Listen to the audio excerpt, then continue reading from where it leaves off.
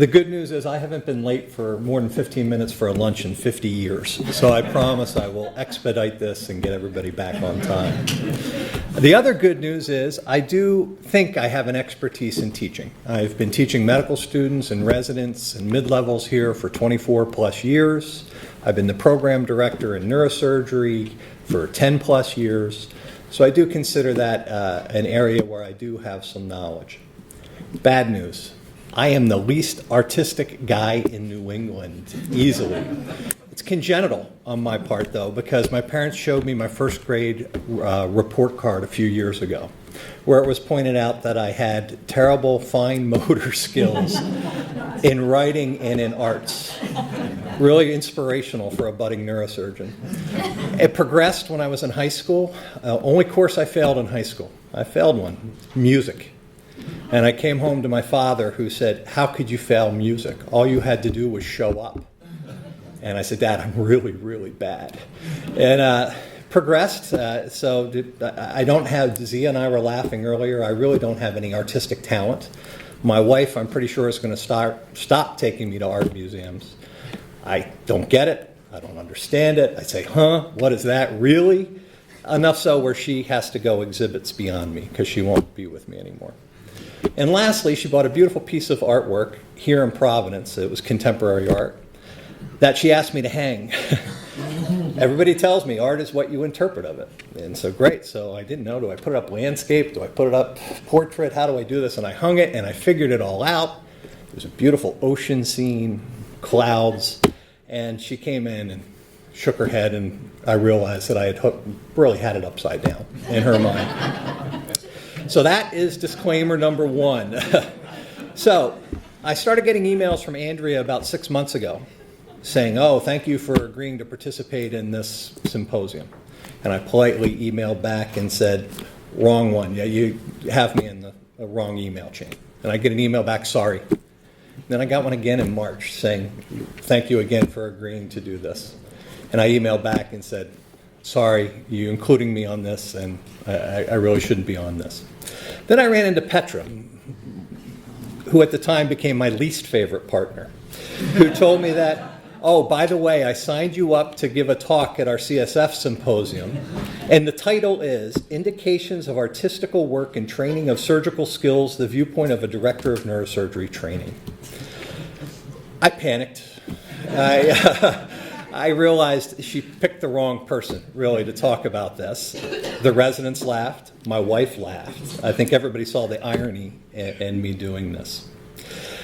However, that was the beginning of my path to enlightenment, because as I approached this pretty much, I think, like any physician would approach it, that I got to learn about this.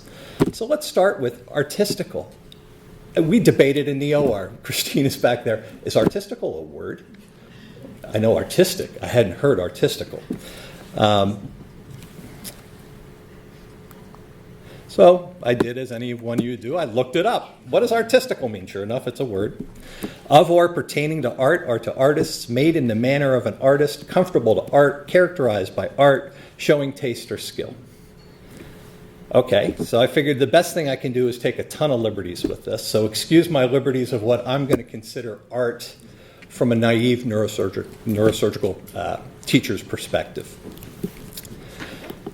Then it dawned on me that this, I think, is a talented picture because it's better than I could draw. And I thought, well, what are some of the techniques for a non-artist? I don't pretend to be an artist. And as I delved into this a little bit more and got onto PubMed and decided to educate myself, I had an epiphany. And my epiphany was, wow, we actually use artistical training pretty much every day as neurosurgeons. And I didn't see it.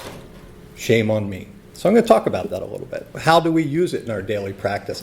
So I see the residents in the back, and you're saying, oh boy, here he goes. But look, there are things we do every day that I'm going to define as artistical. Why? Why is this important in residency training? Let's talk about that for a minute. As Alpert alluded to earlier in the talk, the days of see one, do one, teach one are gone. The 80-hour work week limitations on residents in surgery does pose some challenges getting enough OR time and exposure. Regulatory and outcome pressures on us as attending staff have reduced resident hands-on training. Some procedures have become really low volume. Posterior circulation aneurysm, certain skull-based tumors, we just don't do a lot of anymore because there are other techniques to treat them.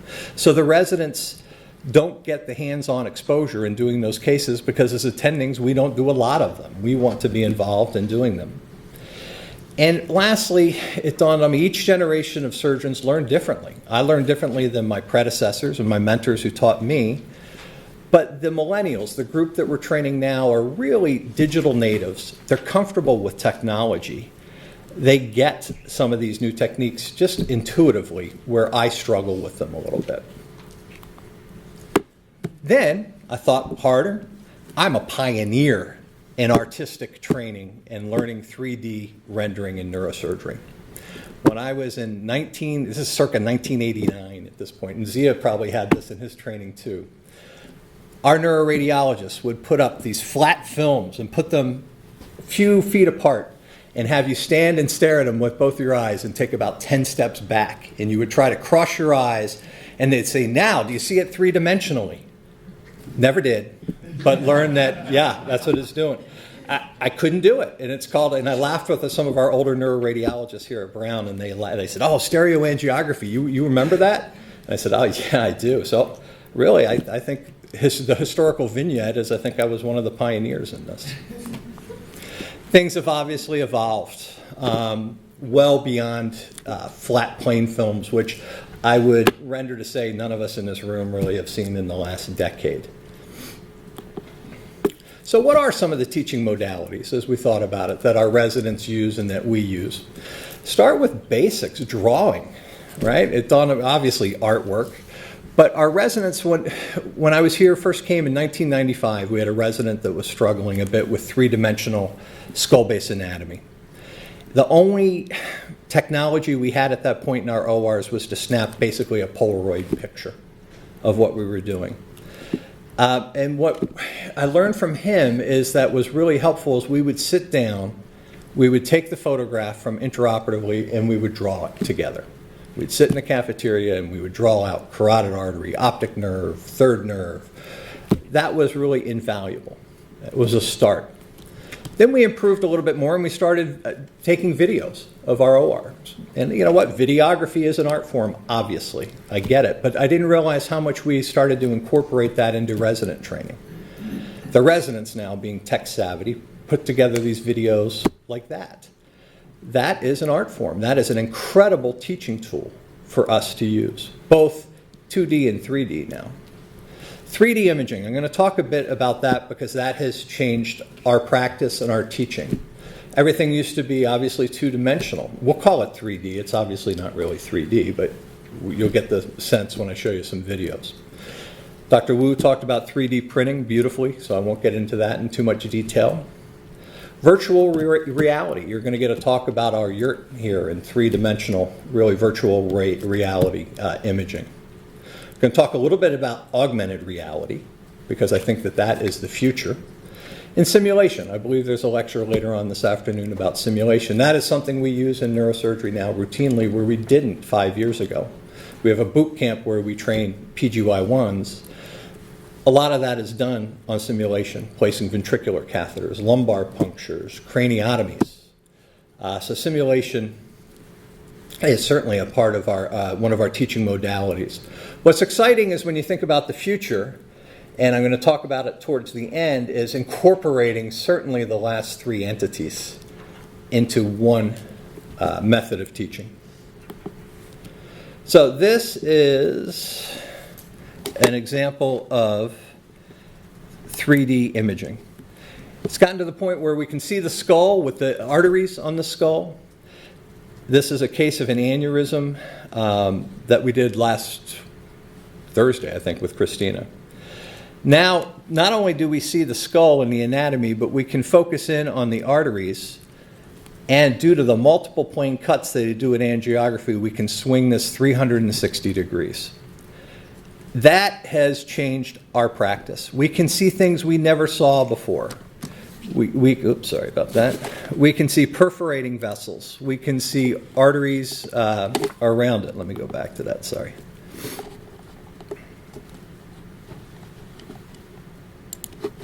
take you up here. We can see arteries that are typically on a two-dimensional film you may not be able to see. They're on the back side of a blood vessel. We can rotate everything and see exactly where an aneurysm is, what are some of the pitfalls that is unique to an aneurysm.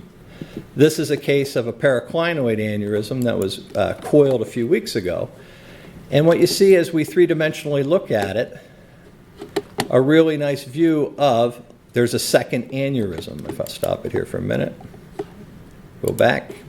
Here's an aneurysm here, but there was a second daughter aneurysm we didn't realize on the two-dimensional angiography. As a surgeon, that could have been catastrophic for me. If we tried to put a clip across the base of what we thought was the aneurysm, we would have been on top of the second aneurysm, which could have been a significantly dangerous scenario. So 3D imaging has really changed from a cerebrovascular viewpoint of how we look at and complete aneurysms. And it's an invaluable teaching tool, and it's an invaluable tool for preparation for surgery and to decide on potential treatments. We had the opportunity to work with an exoscope recently in the operating room. This is done through a series of cameras that are looking into the surgical field. The operating surgeon is wearing a pair of goggles and is operating through the goggles, not directly looking into the field. There is a monitor in the OR that we all wear, the really funky, Men in Black sunglasses, and you can see three-dimensionally. As an operating surgeon, I didn't like it very much. I'm not comfortable with looking away from where I'm operating, but as a teaching tool, absolutely amazing. And for a medical student to show them three-dimensional anatomy, for a resident to show them three-dimensionally what you're looking at is really, really an invaluable tool. See that? So you didn't think we were using artistical techniques, but we are. Augmented reality, I won't go into this just for sake of time too much. What is it? It's a technology that overlays digital information on objects or places in the real world for the purposes of enhancing the user experience. It's not virtual reality. That is the technology that creates a totally digital or computer-created environment. It combines reality and digital information. And I'm going to show you an example of that in a minute.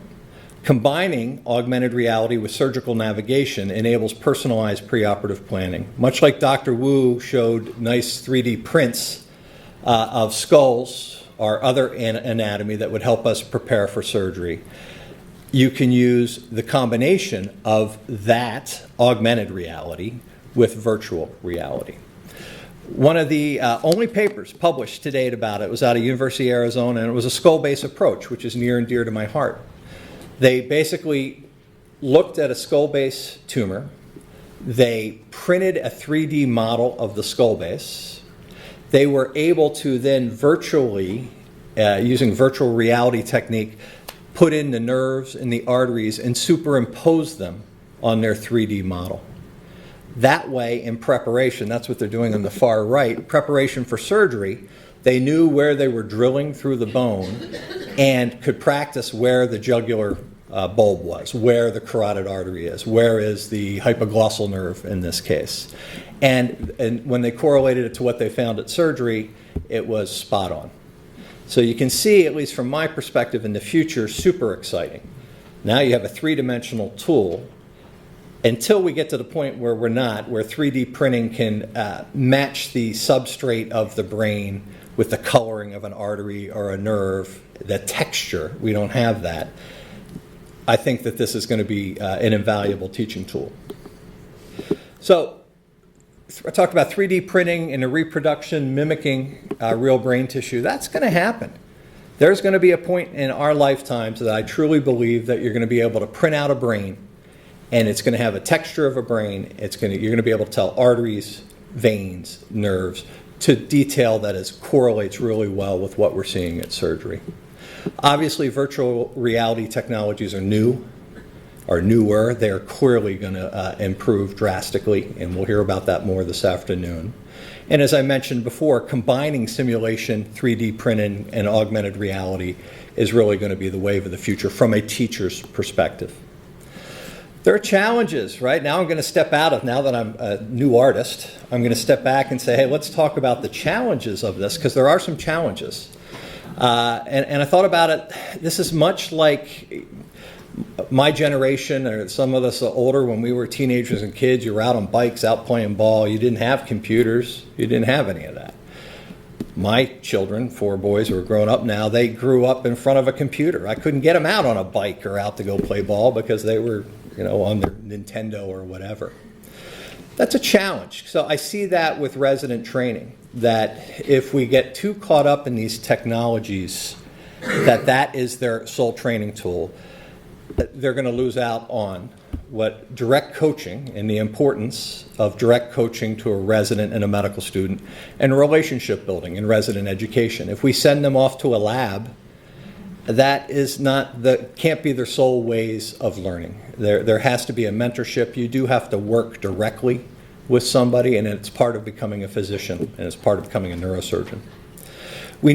I'll leave it with, we need to embrace these new technologies, but safeguard the lessons passed on from previous generations of surgeons, because there are invaluable lessons that can't be taught through any training modality. I'll stop it there. Thank you. Lunch.